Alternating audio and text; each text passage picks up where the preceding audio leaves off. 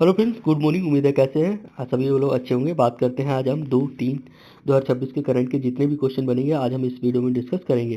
तो अगर आप हमारे चैनल पीएसपी परीक्षा वाणी पर नए हैं तो प्लीज़ इसको सब्सक्राइब और शेयर करना ना भूलिएगा। हम बात कर लेते हैं कि जो आपके नेक्स्ट एग्जाम जैसे कि डीएसएसबी, रेलवे, लेखपाल के आने वाले हैं बहुत ज़्यादा मोस्ट इंपॉर्टेंट क्वेश्चन इस वीडियो से मिलेंगे। तो हम ज़्यादा देर ना करते सीधे अपने क्वेश्चन की दुनिया में प्रवेश करते हैं। चलिए हम बात करते हैं अपने फर्स्ट क्वेश्चन की। बहुत ही ज़्यादा मोस्ट इंपॉर्टेंट क्वेश्चन हो सकते हैं। तो बात करते हैं हम फर्स्ट क्वेश्चन की कि हाल ही में विश्व वन्य जीव 2026 की स्थिति को मनाया गया है। तो बात कर लेते हैं कि 3 मार्च को इसको मनाया जाता है। कुछ और इसके बारे में बात कर लेते हैं। यह दिन लुप्तप्राय वन्य जीवों के प्रति जागरूकता फैलाने के लिए मनाया जाता है और 2026 की थीम थी डिजिटल इनवॉल्वेशन इन वाइल्ड लाइफ कंजर्वेशन पर आधारित है। संयुक्त राष्ट्र महासभा ने 2003 में इस दिन की घोषणा की थी। बहुत ही ज़्यादा इंपॉर्टेंट क्वेश्चन है। भारत में प्रोजेक्ट टाइगर के सफल 50 साल के बाद अब चीता पुनरुद्धान पर भी जोर दिया जा रहा है। बात कर लेते हैं कुछ और हम कि 3 मार्च को ही वन्यजीव व्यापार समझौते पर हस्ताक्षर किए गए थे। हम अपने अगले क्वेश्चन की बात कर लेते हैं। क्वेश्चन नंबर सेकंड, भारत के नए मुख्य चुनाव आयुक्त जिसको हम सीईसी के रूप में नियुक्त किया गया है। तो बात कर लेते हैं कि पीके श्रीवास्तव को नियुक्त किया गया है। तो बात कर लेते हैं उन्होंने राजीव कुमार का स्थान लिया था जिनका कार्यकाल समाप्त हो गया है। बात करते हैं कि मुख्य चुनाव आयुक्त की नियुक्ति राष्ट्रपति के द्वारा की जाती है और इनका जो कार्यकाल होता है वो 6 वर्ष या 65 वर्ष की आयु जो भी पहले हो जाता है वो मान्य होता है। बात करते हैं कि अनुच्छेद 324 के तहत भारत का राष्ट्रपति इसकी नियुक्ति करता है। बात करते हैं हम अपने अगले क्वेश्चन की ओर। क्वेश्चन नंबर थर्ड, हाल ही में किस देश ने G20 शिखर सम्मेलन 2026 की मेजबानी के लिए अपनी तैयारियों की समीक्षा की है। तो बात कर लेते हैं कि दक्षिण अफ्रीका, यहाँ पर ये G20 शिखर सम्मेलन 2026 आयोजित किया जाएगा। बात करते हैं कि दक्षिण अफ्रीका 2026 में की अध्यक्षता कर रहा है G20 की और यह पहली बार होगा जब कोई अफ्रीकी देश G20 की मेजबानी कर रहा है। बात करते हैं शिखर सम्मेलन का मुख्य फोकस वैश्विक दक्षिण की आवाज़ को उठाना है। अफ्रीकी संघ अब G20 का सदस्य पूर्ण बन चुका है। बात करते हैं कि 2025 की अध्यक्षता ब्राजील ने की थी। तो हम अगले क्वेश्चन की ओर चलते हैं।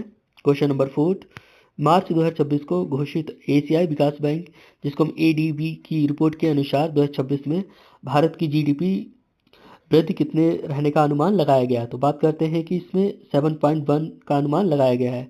बात करते हैं कुछ और इम्पॉर्टेंट क्वेश्चन की कि एडीबी का मुख्यालय फिलीपींस के मनीला में स्थित है। और बात करते हैं भारत में दुनिया की सबसे तेज बढ़ती हुई अर्थव्यवस्था को भी माना जा रहा है और विनिर्माण और सेवा क्षेत्र में उछाल को मुख्य कारण बताया गया है।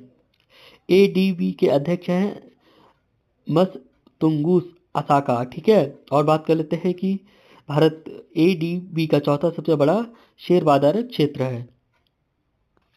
बात कर लेते हैं अपने अगले क्वेश्चन की ओर। क्वेश्चन नंबर 5, विज्ञान के क्षेत्र में उत्कृष्ट योगदान के लिए शांति स्वरूप भटनागर पुरस्कार 2026 से किसको सम्मानित किया गया है। तो बात कर लेते हैं कि हम नीलिमा विश्वास को सम्मानित किया गया है, डॉक्टर नीलिमा विश्वास। यह पुरस्कार वैज्ञानिक और औद्योगिक अनुसंधान परिषद के द्वारा दिया जाता है और डॉक्टर नीलिमा को जैविक विज्ञान की श्रेणी में यह पुरस्कार दिया गया है। तो बहुत ही ज़्यादा इंपॉर्टेंट क्वेश्चन बन सकता है किस क्षेत्र में दिया गया है, जैविक विज्ञान। किसको दिया गया है, नीलिमा विश्वास को।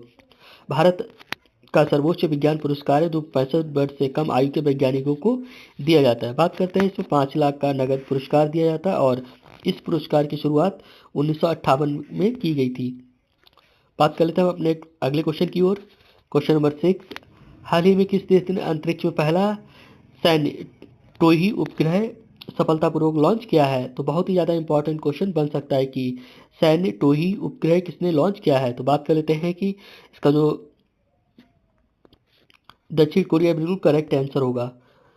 कुछ और हम बात करते हैं कि इसको स्पेस एक्स के फॉल्कन 9 के रॉकेट से लॉन्च किया गया है। और बात करते हैं इसका उद्देश्य उत्तर कोरिया की सैन्य गतिविधियों पर नजर रखना है और दक्षिण कोरिया ने 2026 तक कुल 5 ऐसे उपग्रहों को भेजने का लक्ष्य रखा है। बात करते हैं कुछ और हम, यह उपग्रह उप मीटर रिजोल्यूशन वाली तस्वीरें भेजने में भी सक्षम है।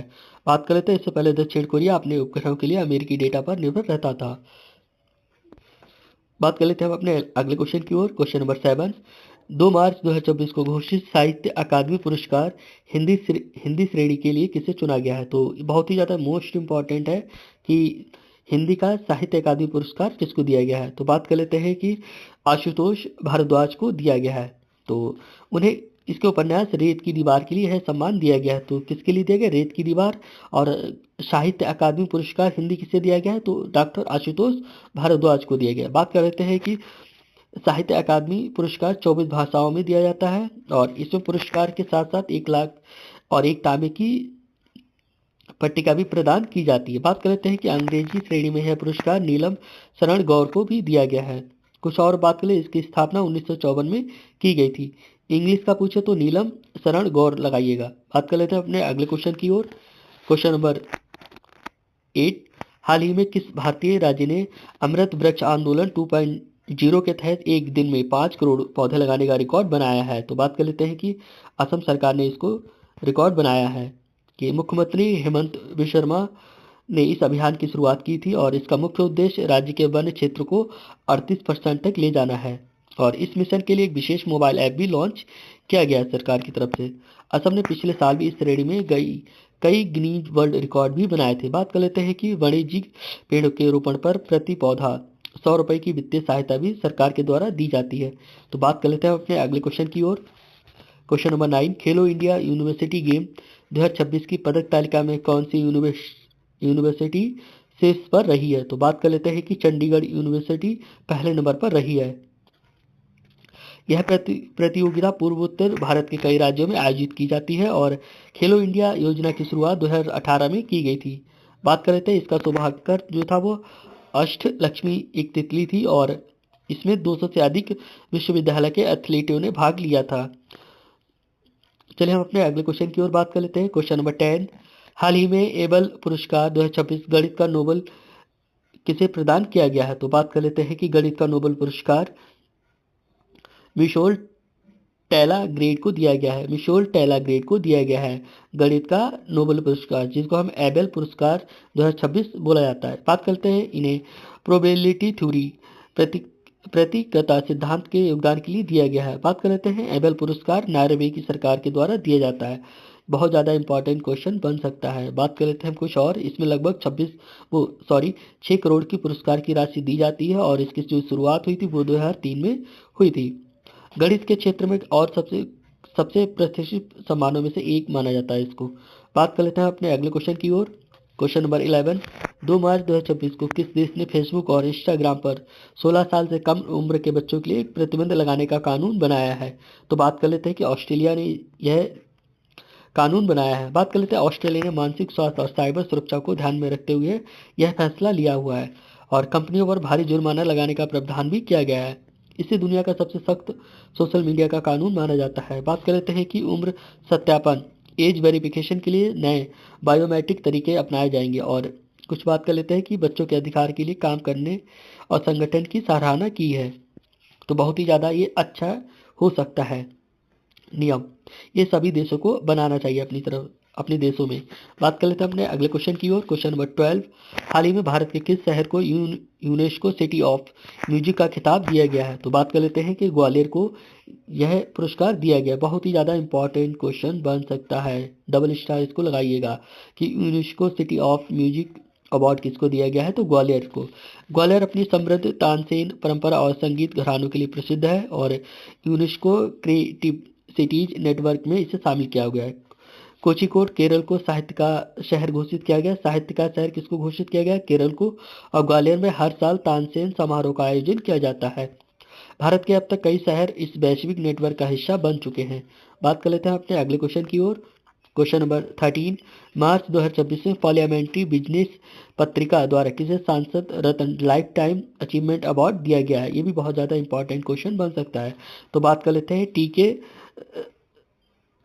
रंगराजन को यह पुरस्कार दिया गया है। यह पुरस्कार उत्कृष्ट संसदीय योगदान के लिए दिया जाता है और इसकी शुरुआत डॉक्टर एपीजे अब्दुल कलाम के द्वारा की गई थी और टीके रंगराजन राज्यसभा के वरिष्ठ सदस्य भी हैं। वहीं बात करें तो इस साल कुछ 13 संसदों को विभिन्न श्रेणियों में पुरस्कार दिया गया है। यह पुरस्कार सिविल सोसाइटी द्वारा दिए जाने वाला सम्मान है। तो यह दोस्तों आज की करंट अफेयर थी। तो अगर आप हमारे चैनल पीएसपी परीक्षा हमारी पर नए हैं तो प्लीज़ इसको सब्सक्राइब और शेयर करना ना भूलिएगा, क्योंकि आपको जैसे कि लेखपाल हो गया, डीएसएसबी हो गया, रेलवे, जो भी एग्जाम आने वाले हैं आपके, बहुत ही ज़्यादा इंपॉर्टेंट क्वेश्चन आपको डेली इस चैनल पर मिलते रहेंगे। तो प्लीज़ इसको सब्सक्राइब और शेयर करना ना भूलिएगा। थैंक यू सो मच, मिलते हैं हम अपने अगले वीडियो में।